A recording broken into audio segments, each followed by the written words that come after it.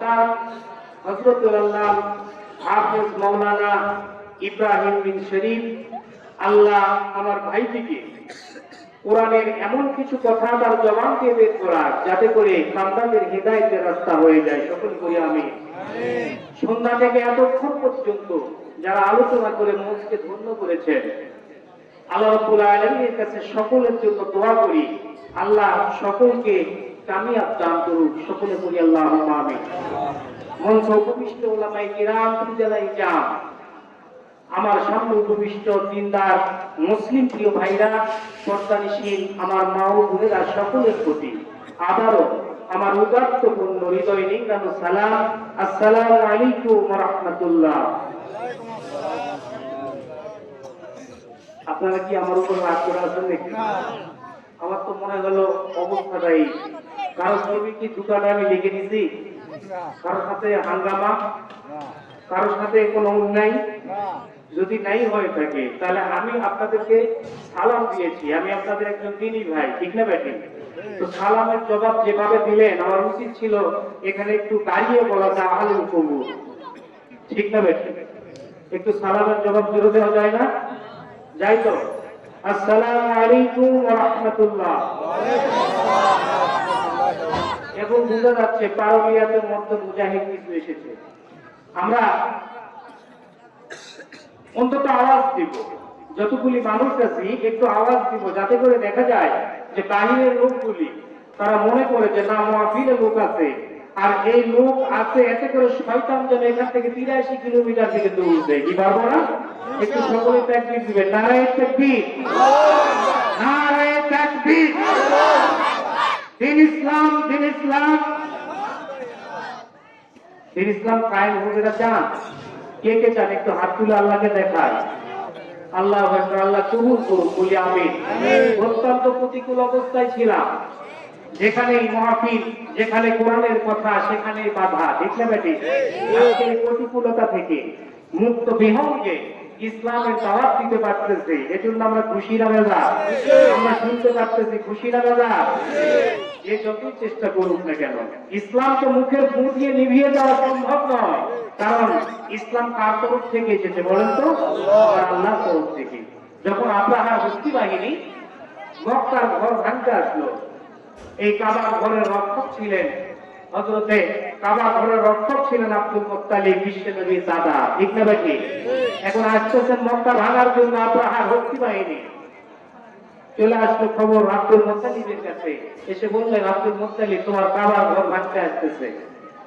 এখন এই কথা শোনার পর আব্দুল মুত্তালিবের যে অনুভূতি হওয়া উচিত হয়েছে তার উল্টাটা। কেমনে? তার যে আন্ডা বাচ্চাগুলি ছিল, এগুলি নিয়ে মক্কার চত্বর থেকে বের হয়ে চলে যাচ্ছে। মক্কার লোকজন ধরে বসলো যে আব্দুল মুত্তালিব, এতদিন জানতাম তুমি কাবার প্রেমিক, আসলে তুমি ভণ্ড প্রেমিক। তো কেমনে বুঝলা?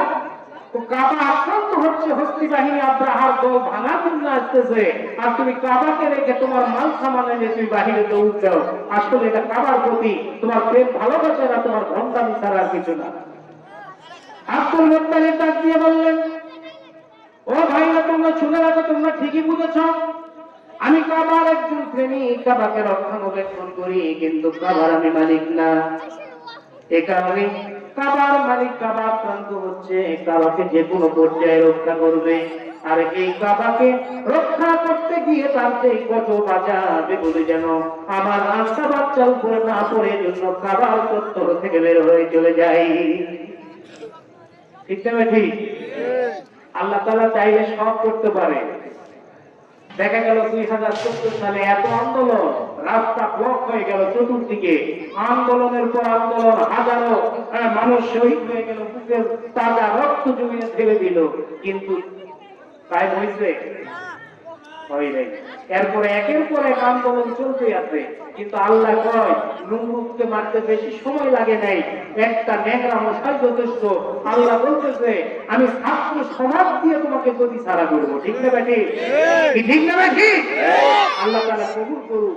এই মুসলমান এমন একটি মুসলমান, এই দেশ এমন একটি দেশ, ক্ষমতা এমন একটি জিনিস। ইউসুফ আলাইহিস সালাতু ওয়াস সালামকে যখন ফেলে দেওয়া হয় কূপের মধ্যে, জিবরাইল বলতেছে, এই ইউসুফ দেখো তো কূপের মধ্যে কত সাপ, বিচ্ছু, কাঁটা, গোঁফ, এমনকি শামুকের কাঁটা এগুলি দেখা যায়, তুমি তো পড়লে মারা পড়বা। ইউসুফ কয়, তো জিবরাইল তুমি আমাকে ভয় দেখায় না, কারণ যে কূপে পড়ি, যে কূপে বিচ্ছু আছে, যে কূপে সাপ আছে, এই কূপকেও সৃষ্টি করেছেন আমার রব্বে কারীম। বলি সুবহানাল্লাহ। অতএব আল্লাহও করে আমি ইউসুফকে কূপে ফেলাবে, এই কূপ থেকে আল্লাহ তাআলা উঠাইয়া আমাকে মিশরের সিংহাসনে বসায় দিতে পারে। আল্লাহ দেয় নাই, দিয়েছেন। এই জন্য আমরা আসি, সে আল্লাহ তাআলা এই প্রতিকূল অবস্থা আমাদের জন্য তৈরি করে দিলেন। এই জন্য আমরা খুশি না রাজা? সকলেই খুশি চিত্তে সেই রবকে খুশি করার লক্ষ্যে সকলেই জবান ছেড়ে দিয়ে জোরে সরে মুহাব্বত উজাড় করে দিয়ে কণ্ঠের সঙ্গে কণ্ঠের মিল রেখে জোরে সরে বলি আলহামদুলিল্লাহ। এটা একটা আওয়াজ দিলেন। আল্লাহ তাআলা রাসূল বলছেন যে আলহামদুলিল্লাহ এই শব্দটি নিজের দেহ মন প্রাণ উজাড় করে দিয়ে কোন বান্দা যদি একবার করে, আল্লাহ রাসূল বলেন যে তামলাউল মিজান, কিয়ামতের দিন আল্লাহ মিজানে তার নেকির পাল্লাটা ভারী করে দেন। কি তাহলে আল্লাহর উপরে জোরে একটু শুকর আদায় করা যাবে? আচ্ছা বলেন তো, এই চোখ দুটি কে দিছে? আল্লাহ। এই হাত দুটি কে দিল? আল্লাহ। পা দুটি কে দিয়েছে? আল্লাহ। আমাদের বডি ডাক্তারটা কে দিয়েছে? আল্লাহ। আমাদের বডির মধ্যে লক্ষ লক্ষ কোটি কোটি টাকার যন্ত্র দিয়ে সাজিয়ে রেখেছেন, এটা কে করলো? সেই আল্লাহর শুকরিয়া আদায় করতে গিয়ে যদি কৃপণতা করে, আল্লাহ চাইলে আজকে রাতে এখানে 1 মিনিটের জন্য, 1 সেকেন্ডের জন্য আপনার আমার জবান বন্ধ করে দিতে পারে কি পারে না? আর সুতরাং আসি সে আল্লাহকে রাজি খুশি করার জন্য জোরে সরে মুহাব্বত উজাড় করে দিয়ে বলি আলহামদুলিল্লাহ।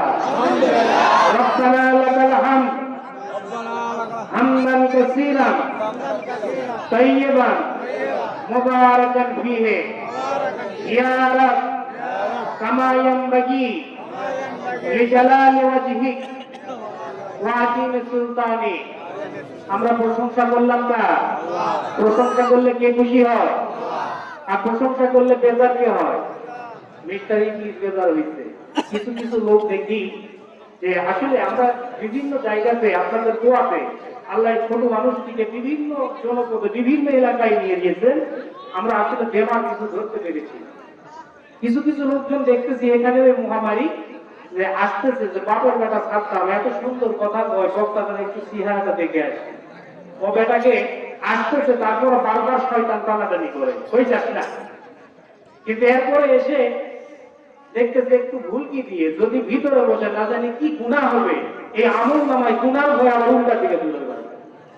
দেখবেন কিছু কিছু লোক এটা করতেছে। ভাই এখন আমি সকলকে করজোড়ে নিবেদন করব, আপনারা আসেন, আপনাদের এলাকার মাহফিল, আর এটা এমন একটি জায়গা যে জায়গাতে যতক্ষণ থাকবেন ততক্ষণ পর্যন্ত আল্লাহ নেকি দ্বারা পরিপূর্ণ করে। ঠিক না ভাই? ঠিক।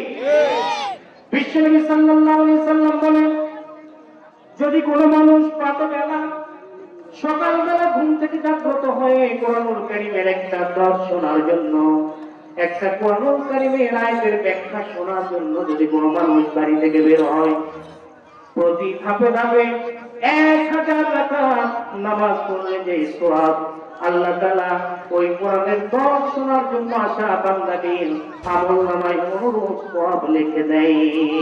সুবহানাল্লাহ। তাহলে আমাদের যত দূর রাস্তা আমরা হেঁটে এসেছি, আল্লাহ তাআলা সওয়াব তো দিয়েছেন, দেন কি দেন নাই? দিয়েছেন। এখন ভাই আসি, ভাই আপনারা বসে দাঁড়ায় থেকে ওখানে খাপছাড়া না করে আসেন মাহফিলের মধ্যে বসে বলি। ভাই আজকে হতে পারে আমাদের জীবনের শেষ মাহফিল, ঠিক না ভাই? আজকে হতে পারে